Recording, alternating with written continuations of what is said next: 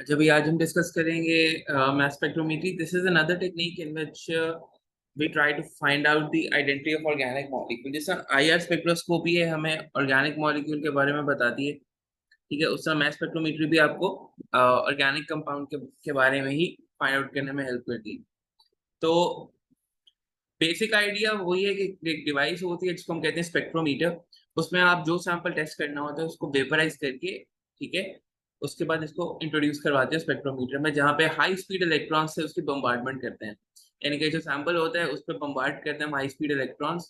But these high speed electrons actually knock out electrons present in the sample. तो उसके ions बन जाते हैं, तो उसको आयनाइज करते हैं. ठीक है. अब ये जो आयंस बनते हैं इनको हम कहते हैं मॉलिक्यूलर आयंस. ठीक है. क्योंकि molecular ions are formed when molecules with lone pairs of electrons as high speed electrons bombard them and knock these electrons out. ठीक है. तो जब हाई स्पीड इलेक्ट्रॉन्स मॉलिक्यूल्स पे लगते हैं, स्पेशली मॉलिक्यूल्स पे जिन पे लोन पेयर्स हैं इलेक्ट्रॉन्स के, तो वो इलेक्ट्रॉन निकल जाते हैं, तो मॉलिक्यूलर आयंस बनते हैं. ठीक है. मॉलिक्यूलर आयन की रेशियो एक्चुअली उसकी मास ओवर चार्ज रेशियो, यानी कि उसका जो ओवरऑल मास होता है वो सेम होता है जो कि पेरेंट एटम का होता है. लेट्स से, लेकिन लेट्स से अगर मैं कहता हूँ कि मीथेन है मेरे पास CH4 और एक तरफ मेरे पास मीथेन का आयन है. ठीक है. ऑल तो मीथेन का आयन होगा नहीं. लोग प्रॉपर नोन ले लेते हैं आगे, बल्कि मैं आपको बता दूंगा. द पॉइंट है इसके जो पेरेंट एटम है, इनका जो सैंपल है और मॉलिक्यूलर आयन है, उनका मास सेम होता है. ठीक है. ये देखो, for example this is propanone. ठीक है. ये हाई स्पीड इलेक्ट्रॉन बम्बार्ड किया आपने, तो इसका एक इलेक्ट्रॉन यहाँ से नॉक ऑफ हो गया. इलेक्ट्रॉन निकल गया यहाँ से.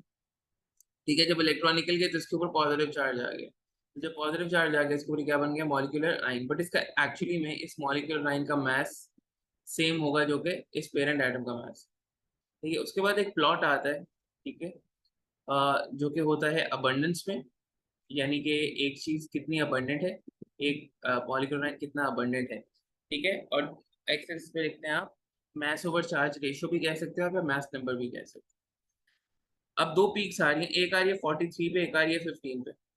जो आपकी हाईएस्ट पीक होती है ना, ठीक है, यानी कि जो हाईएस्ट मैथ शो कर रही होती है, जो पीक आपका हाईएस्ट मैथ शो कर रही होती है, ठीक है, वो उसको हम कहते हैं एम पीक. और ये कौन दे रहा होता है? ये मॉलिक्यूलर आइन दे रहा होता है, यानी कि जो पेरेंट एटम का आइन है वो आपका वो दे रहा होता है. ठीक है. लेकिन यहाँ पे 58 भी है ना. एम पीक आपकी कौन सी होगी? 58 वाली. M peak will be the peak with greatest mass and it will be the mass of your parent atom. ठीक है. एम पीक का मतलब ये है कि मॉलिक्यूलर आइन की पीक है. सही हो गया. तो अभी तक फिलहाल फॉर नाउ आपको ये पता होना चाहिए कि अच्छा, एक पीक देखिए आपने, जो हाईएस्ट मैस होगा ना जिसका, वो आपकी होगी एम पीक. ठीक है. यानी कि ये वो मैस होगा जो पेरेंट मॉलिक्यूल का मैस. ये मॉलिक्यूलर आयन का भी मैस है और पेरेंट एटम का, पेरेंट मॉलिक्यूल का भी मैस होगा. ठीक है. उसके बाद आती है M+1 पीक. देखो, अभी जो जितने भी कार्बन, हम लोग कार्बन आइटम्स पढ़ते हैं, कार्बन आइटम्स दो तरह के होते हैं, एक C12 और एक C13. इसके दो आइसोटोप्स होते हैं बेसिकली कार्बन के. ठीक है. कार्बन 13 जो है सिर्फ 1.1% होता है. ठीक है. तो 12 और 13 में एक का डिफरेंस है ना. तो अगर कार्बन 12 एम पीक दे रहा है, तो कार्बन 13 की वजह से जो पीक आएगी वो होगी M+1. ठीक है. लेकिन जो M+1 की हाइट होगी, it will only be 1.1% of the M peak, क्योंकि उसकी अबंडेंस ही बहुत कम है, तो ऑब्वियसली उस हिसाब से उसकी हाइट भी बहुत कम होगी. तो आ, और ये कहाँ पे होगी? ये एम पी के राइट पे होगी, क्योंकि carbon 13 is one greater than carbon 12. So it is merely a small fragment of MP because carbon 13 isotope is only 1.1% in abundance. In a molecule with only one carbon atom, M+1 peak will be 1.1% of the height of MP. MP की 1.1% height पे होगा. और अगर एक molecule में दो carbon atoms हैं तो वो आपकी प्रोबेबिलिटी डबल हो जाएगी, तो 2.2% of the height of MP को. ठीक है. आप एक्चुअली M+1 पीक्स यूज करके आप नंबर ऑफ कार्बन आइटम्स निकाल सकते हो पेरेंट मॉलिक्यूल. आप ये यूज करते हो रेशियो 100:1.1n. ठीक है. यानी कि अगर 100% आपका ओवरऑल है तो 1.1% आपका क्या है? M+1 पीक है. तो इसको यूज करते हैं नंबर ऑफ कार्बन एटम्स निकालने के लिए. अब लेट से वो कह रहे हैं molecular ion peak of a compound has an M over E value of 136. ये क्या होगी? M peak. और इसकी अबंडेंस कितनी होगी? 17%. ठीक है. उसके बाद M+1 पीक को कह रहे हैं वो कहाँ पे आ रही है? 137 पे. एक ज्यादा होगी ना, जहाँ पे रिलेटिव अबंडेंस की कितनी है? 1.5%. तो कह रहे हैं कार्बन एटम्स कितने होंगे इस मॉलिक्यूल में? तो आप करेंगे MP की अबंडेंस कितनी है 17%, M+1 की अबंडेंस कितनी है 1.1%। तो रेशियो क्या होती है इनकी 100:1.1 एन। तो आप क्रॉस मल्टीप्लाई करेंगे और एन के लिए कैलकुलेट करेंगे तो 8 आ जाएगा। तो इसका मतलब है इस मॉलिक्यूल के अंदर 8 कार्बन आइटम्स है। इसमें भी आपने सेम यही करना है, ठीक है, लेकिन उसने एक स्टेप आगे ले गया उसको। उसने आपको ये बता दिया है कि MP के है और M+1P का मास इतना है और अबंडेंस इतनी है, ये आपको बता दिया उसने। अगेन आपने उसी तरह से किया, क्रॉस मल्टीप्लाई किया, 6 कार्बन आइटम आ गए। वो कह रहे हैं इसका मॉलिक्यूलर फॉर्मूला क्या होगा। उसने आपको ये बता दिया कि कार्बन, हाइड्रोजन और ऑक्सीजन है इसके अंदर, ठीक है, और कार्बन पता लग गया हमें 6 है, जो कि क्या होगा 72।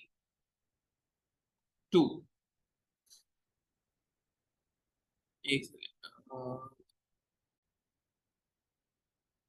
ये थोड़ा हिट एंड ट्रायल करके निकालना पड़ेगा। हमें पता है जो मॉलिक्यूलर आइन का जो मास है 132 है, यानी कि पेरेंट मॉलिक्यूल का मास कितना था 132। इसमें से कार्बन का मास कितना हो गया 72, जो हमें कंफर्म पता है। तो बचा कितना 132 माइनस 72 वुड बी, से 2 निकाल दें 130 एंड दिस वुड बी 60। अब 6 हमने हाइड्रोजन और ऑक्सीजन ऐसे लेने हैं कि उनका एटॉमिक मास मिला के कितना हो जाए 60। तो सबसे पहले एक पॉसिबिलिटी ये होती है कि जितने कार्बन उससे डबल +2 हाइड्रोजन आइटम, इससे ज्यादा हाइड्रोजन की रेशियो नहीं होती। यानी कि अगर कार्बन आइटम 6 हैं तो हाइड्रोजन कितने होंगे 14। इसमें एल्केन्स में होता है। चलो 14 हाइड्रोजन लेके देखते हैं। 14 हाइड्रोजन का मास होगा 14 ही। तो ये कितना बचता पीछे, पीछे बचता आपका 46। ऑक्सीजन का होता है 16। अगर हम ऑक्सीजन एक लें तो 16 होगा, दो लें तो 32 होगा, तीन लें तो 48 होगा। तो ये कुछ कम पड़। तो हम सेट क्या करते हैं, अब लेते हैं जितने कार्बन आइटम्स उससे डबल हाइड्रोजन आइटम्स। तो डबल लेते हैं तो कितना होगा ये 12, और ये बचते हैं 48। तो एग्जैक्टली ऑक्सीजन 3 आ जाएंगे और हाइड्रोजन 12 आ जाएंगे। तो कम कितना बनेगा मॉलिक्यूलर मास C6H12O3। ठीक हो गया। अच्छा, M+1 की बात तो हमने कर ली। अब M+2 पीक्स कौन कॉज करते हैं, क्लोरीन और ब्रोमीन। क्योंकि क्लोरीन में के आइसोटोप्स में डिफरेंस होता है बाय 2, 35 का और 37, there is a difference of 2, and then there is bromine which has 79 isotope and 81 isotope, again the difference of 2। तो इसकी 79 वाले की अगर M पीक होगी तो 81 वाले की कौन सी पीक होगी M+2। क्लोरीन की 35 वाले की M पीक होगी, 37 वाले की होगी M+2 पीक। ठीक हो गया। अब इनकी नेचुरल अबंडेंस क्या होती है, 35 वाला 75.5% होता है, 37 वाला 24.5% होता है। तो इनकी रेशियो क्या है 3:1। और जो ब्रोमीन है उसमें दोनों की अबंडेंस ऑलमोस्ट सेम ही है, तो रेशियो की 1:1 ही होती है। ठीक है, अगर देखो इस तरह से M और M+2 पीक्स आ रही हैं और दोनों एक ही जितनी हाइट है दोनों की, तो आपको पता लग जाएगा कि अच्छा इसमें ब्रोमीन होगा, क्योंकि ब्रोमीन के आइसोटोप्स जो होते हैं उनकी अबंडेंस सेम होती है। अच्छा, उसके बाद आती है M+4 पीक। M+4 पीक आती है अगर आपके पास दो क्लोरीन या दो ब्रोमीन मॉलिक्यूल्स है। ठीक है, अगर लेट्स से आपके पास ये फॉर्मूला है C2H4Br2, तो एक केस ये हो सकता है कि दोनों 79 वाले आइसोटोप आ जाए। एक केस ये हो सकता है ये होगी M पीक। एक केस हो सकता है कि 79 और 81 हो, ये होगी M+2 पीक। एक ये हो सकता है कि 81 और 79 होगी, ये होगी M+2 पीक। और M+4 का क्या सीन होगा कि दोनों आइसोटोप्स 81 वाले हैं। ये सेम चीज क्लोरीन के साथ भी हो सकती है, Cl2 के साथ। रिमेंबर दैट, वो भी आगे कर लेते हैं। तो अगर मैं इनकी रिलेटिव अबंडेंसेस निकालूं तो मैं कैसे निकालूंगा कि पहले प्रोबेबिलिटीज निकालनी पड़ेगी। ठीक है, इसकी ओवरऑल रेशियो क्या होती है 1:1। तो टोटल प्रोबेबिलिटी बनती है आपकी डिवाइड 2। ठीक है, तो 79 आने की प्रोबेबिलिटी क्या है 1/2, और 17 दूसरा 79 आने की प्रोबेबिलिटी क्या है 1/2। तो ये कितनी बनती है 1/4। अच्छा, सुपर 79 आने की प्रोबेबिलिटी अगेन है 1/2। इसकी कितनी 1/2, ये भी क्या बनेगी 1/4। सही, ये भी 1/4 बनेगी और ये भी 1/4 बनेगी। ठीक है, तो अगर मैं तीन रेशियोज की, तीन मॉलिक्यूलर आयंस की रेशियो बनाऊं, MP की, M+2P की और M+4P की, तो ये आती है 1/4। M+2 आती है, M+2 ये दोनों है, तो 1/4 plus 1/4 would be 2/4, and that would be 1/2। 1/2 इनको मैं सिंप्लीफाई करूं तो मेरे पास आ जाएगा 1:2:1।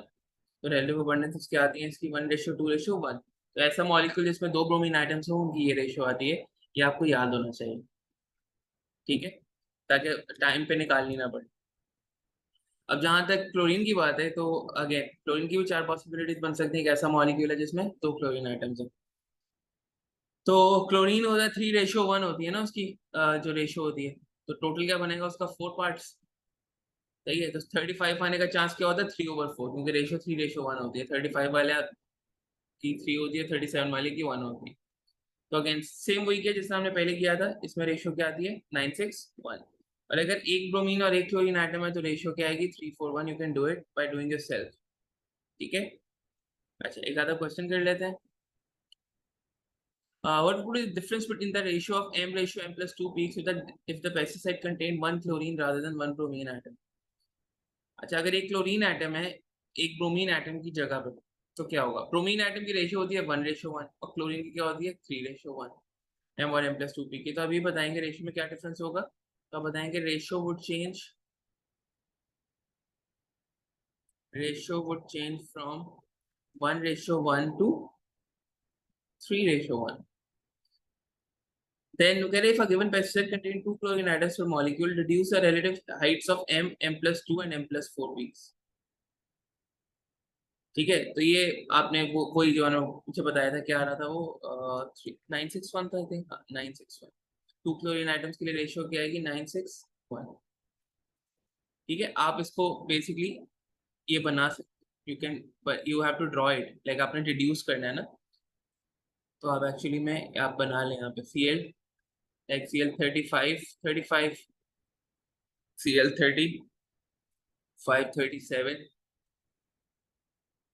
Cl37 अगर आपको नहीं मॉलिक्यूल का नहीं भी पता तो दैट डजंट चेंज एनीथिंग ना। Cl37 प्रोबेबिलिटीज क्या होंगी उस तरह से कैलकुलेट कर लें। 3/35 है दोनों, तो ये 3/4 मल्टीप्लाई बाय 3/4 9/16। और इसकी क्या होगी 35 वाले की 3/4 होगी, इसकी 1/4 होगी, तो ये होगी 3/16। इसकी भी होगी 3/16 और इसकी क्या होगी 9/16। तो आप इसकी रेशो बना लेंगे M रेशियो M+2 M+4। तो 9/16 3/16 तो दोनों को ऐड करेंगे, दोनों M+2 है 6/16 हो जाएगा। तो अब बस रेशियो बनेगी 9:6:1। उसने रिडक्शन का बोला हुआ तो रिड्यूस कर दें आप तो बेहतर। उसके बाद ब्रोमीन की बात करें, how could you tell by studying M+2 peaks that the compound contain bromine rather than chlorine. आपकी M और M+2 पीक्स की हाइट सेम होंगी, that's why you would know कि इसमें ब्रोमीन है। अच्छा अब जब हम हाई स्पीड इलेक्ट्रॉन बम्बार्ड करते हैं ना एक मॉलिक्यूल के ऊपर, तो एक तो सी के ये इलेक्ट्रॉन्स जो हैं वो लूज हो जाते हैं, इलेक्ट्रॉन नॉकआउट हो जाते हैं। ठीक है, एक केस ये भी हो सकता है कि बॉन्ड ही टूट जाए। उस केस में क्या बनते हैं मॉलिक्यूलर फ्रैगमेंट्स, इसमें प्रॉपर नोन है, हो सकता है कि आपने हाई स्पीड इलेक्ट्रॉन्स बम्बार्ड किए और ये बॉन्ड यहाँ से टूट जाए। इस केस में क्या बन जाए CH3 का लहदा, CH3 लहदा बन जाए और यहाँ पे C डबल बॉन्ड हो CH3 लहदा बन जाए। इसका मैथ कितना होगा 12 और 3 5 15 और इसका M ओवर क्या होगा 43। ठीक है, ये भी हो सकता है कि ये वाला टूट जाए और ये बन जाए। ठीक है, तो यू शुड नो कि फ्रेगमेंट्स ऐसे टूट सकते हैं। अब अगर ये देखो प्रोपेनोइक एसिड है, प्रोपेनोइक एसिड होता है CH3 CH2 C double bond O OH। ठीक है, अब कहीं से भी बॉन्ड टूट, यहाँ से भी टूट सकता है, यहाँ से टूटा, इसकी OH की भी आई होगी। OH कितना होगा 16 और 1 17। 17 पे देखो 17 पे कहीं ना कहीं दिखाया OH नहीं दिया हुआ। चलो कोई बात नहीं। अगर यहाँ से टूटे तो बनता है C OOH। तो 12 12 +16 +16 +1 ये कितना बनता है 32 और 44 और 45 पे आई होगी बड़ी सी, ये देखो ये किसकी वजह से आ रही है इस फ्रेगमेंट की वजह से। ठीक है, यहाँ से ब्रेक हो सकता है, इस CH3 की आ सकती है 15 पे, ये आई हुई है 15 पे। ठीक है, इसे ना CH3 CH2 यहाँ से ब्रेक हो और लेफ्ट वाला जो है CH3 CH2 इसका हो सकता है। ठीक है, 12 12 14 14 और 5 12 12 24 होगा ना, सॉरी 24 और 5 29। 29 पे भी ये देखो ये पी का ये 29 पे ये देखो C2H5। तो द पॉइंट इज के कहीं से भी टूट के मॉलिक्यूलर फ्रेगमेंट्स बन सकते हैं and you should know that. ये कुछ कॉमन फ्रेगमेंट्स और उनके मैसेज दिए हुए हैं। OH17 है, C2H5 29 है and so on and so fourth. ठीक है, कुछ और पास्ट पेपर क्वेश्चंस कर लेते हैं इससे रिलेटेड ताकि बेहतर समझ में आ जाए। तो state the isotopes of chlorine and bromine responsible for M+2 peaks. तो क्लोरीन का आइसोटोप होता है 37 जिससे M+2 पीक आती है और ब्रोमीन का होता है 89। ठीक है, इन दोनों की वजह से M+2 पीक्स आती है। उसके बाद कह रहे हैं the mass spectrum of bromochloromethane has a molecular ion peak M at an M over E value of 128. It also has M plus 2 and M plus 4 peaks. Suggest the identity of the molecular ions that give rise to these peaks. M peak तो आपकी उससे भी दोनों से हो सकती है ना। देखो एम पीक तो तब होगी आपकी, तब आपके पास एक ब्रोमीन और एक क्लोरीन है ना, और दोनों जो है वो बिल्कुल छोटे वाले आइसोटोप्स हैं, कम मास वाले। Cl35, बल्कि एक सेकेंड, यहाँ पे CH2, Br आपके पास है 79 वाला, और Cl है आपके पास 35 वाला। ठीक है, और यहाँ पे प्लस साइन आपने लगाना है क्योंकि फ्रेगमेंट्स है ना मॉलिक्यूलर आयंस, उसमें मॉलिक्यूलर आयंस का ही पूछा हुआ है, तो आयंस की फॉर्म में लिखोगे आप। तो CH2 M+2P कैसे आ सकती है? M+2P आ सकती है या तो Br81 बना दो और Cl35 बनाओ, या आप ये भी कर सकते हो कि आप Br79 बना दो और क्लोरीन 37 बना दो। दोनों केस में M+2P का आएगी, जबकि M+4P का आएगी दोनों के भारी वाले आइसोटोप्स होंगे, यानी कि ब्रोमीन का भी 81 होगा और क्लोरीन का भी 37 होगा। ठीक है जी। आगे वो कह रहे हैं कि अमोनियम नाइट्रेट को हीट किया और दो गैसेस बनी हैं, gases A and gases B, और कोई रेजिड्यू नहीं रहा ट्यूब के अंदर। The mass spectrum of A contains peaks at M over E value 16, 17 और 18। यानी कि ए के लिए जो मास स्पेक्ट्रम आया है उसमें आया है 16, 17 और 18 पे M over E वैल्यूज है, यानी कि 18 जो है, यानी कि यू हैव 16 पे है, 17 पे है और 18 पे है, यानी कि ये आपका मॉलिक्यूलर आयन है, यानी कि this will be the identity of the gas. अब अमोनियम नाइट्रेट से क्या क्या निकल सकता है? या तो ऑक्सीजन निकल सकती है, या नाइट्रोजन डाइऑक्साइड निकल सकती है, या अगर हाई टेम्परेचर है तो वाटर निकले तो स्टीम की फॉर्म में निकल सकता है। तो ये तो मैच नहीं हो रहा, लेकिन ये वाटर मैच हो। ठीक है, और ये इसका फ्रेगमेंट हो सकता है, लाइक ये OH, यू नो वाटर, ये वाटर है ना, वाटर क्या होता है? H attach to O attach to H, हो सकता है ना कि यहाँ से फ्रैगमेंट टूट गया हो, तो ये OH हो। 17 इसका मैच है, और 16 क्या हो सकता है आपका? 16 जो है वो आपकी खाली ऑक्सीजन भी हो सकती है, राइट, ऑक्सीजन का फ्रेगमेंट भी हो सकता है, ये दोनों बॉन्ड टूट गए होंगे। सही है, तो गैस ए जो है उसके लिए आपका ये हो जाएगा, और अगर गैस बी है उसको भी चेक कर लेते हैं। उसके कहाँ कहाँ आ रहे हैं? उसके तो बहुत सारे आ रहे हैं, आपको 14 पे भी आ रहे हैं, इट हैज 14 पे भी आ रहे हैं, 16 पे भी आ रहे हैं, 28 पे भी आ रहा है, 32 पे भी आ रहा है, बल्कि 30 पे आ रहा है, और 44 पे आ रहा है, which ये मॉलिक्यूलर लाइन है, आपकी ओरिजिनल आइडेंटिटी है। ठीक है, आपको गैसेस करने पड़ते हैं ऐसे ही है। 14 नाइट्रोजन का होता है, ये हो सकता है। 16 ऑक्सीजन का होता है। 28 नाइट्रोजन गैस का बनता है। 30 बन सकता है NO का। 14 प्लस 16 13। और 44 कैसे बना सकते हैं? कार्बन डाइऑक्साइड तो निकल नहीं सकते, कार्बन है नहीं, उसका 44 होता है। तो हमारे पास नाइट्रोजन हो सकती है और ऑक्सीजन हो सकती है, का 16 है, इनका 30 है। 30 में और 14 हम ऐड करें अगर, तो 14 नाइट्रोजन का होता है ना एक और, तो I can like if I die nitrogen oxide बनाऊंगा, तो 14 प्लस 14 प्लस 16 बन सकता है। It's all about combining, combination बना के आपको चेक करना पड़ता है, तो यही बन रही है, इसके अलावा और कोई ऑप्शन नहीं है। N2O होगा जो गैस हो गया। अच्छा जी, उसके बाद कह रहे हैं suggest the mass numbers for the 5 peaks and identities of the species responsible for them. आपके पास नेचुरल ब्रोमीन है, दो आइसोटोप्स होते हैं उसके, और मास स्पेक्ट्रम बनाया है ब्रोमीन का, तो 5 पीक्स हैं। हाँ तो आ जाएंगे ना। तो ब्रोमीन आपका, ब्रोमीन 79 की आ सकती है आपके पास, आपके पास ब्रोमीन 81 की आ सकती है, अकेली अकेली। Then you can have bromine 79 और bromine 81। Then you can have Br79 and Br79। then you can have Br81 and Br81। सही है ना? और क्या करना था? मैथ्स नंबर्स भी निकालने हैं इसके। ओके, मैथ्स नंबर्स की मैंने जगह नहीं छोड़ी। एनीवे, इसको मैं आगे छोटा छोटा लिखता जा रहा हूँ। इसका 79 होगा, इसका 81 है मैथ्स नंबर। इसका 79 प्लस 81 कितना बनेगा? 79 प्लस 81 बनेगा 160। 79 बनेगा आपका 158। और 81 आपका बनेगा 162। अच्छा, ये भी इसी तरह का क्वेश्चन है वैसे। हम्म, करें या नहीं करें?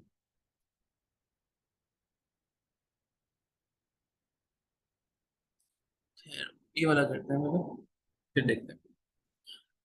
Okay, use compound F contains carbon, hydrogen, and oxygen only, or carbon-carbon bonds are single bonds.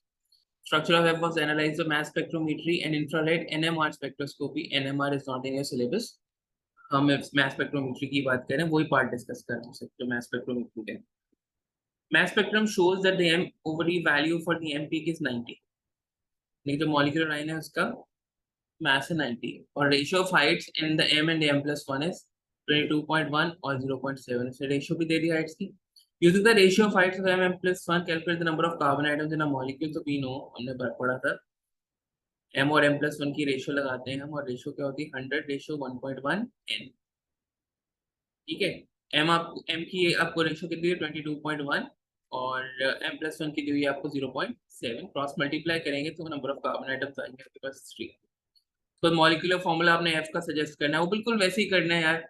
इस पर कार्बन, हाइड्रोजन, ऑक्सीजन, ऐसा पहले मैंने पीछे किया था, बिल्कुल वैसे ही करना है. ये आपका C3H6O3 आएगा, आएगा भी वही जो हमने पहले किया था. ठीक है, तो ये था हमारा math spectrometry. I hope clear हो गया होगा.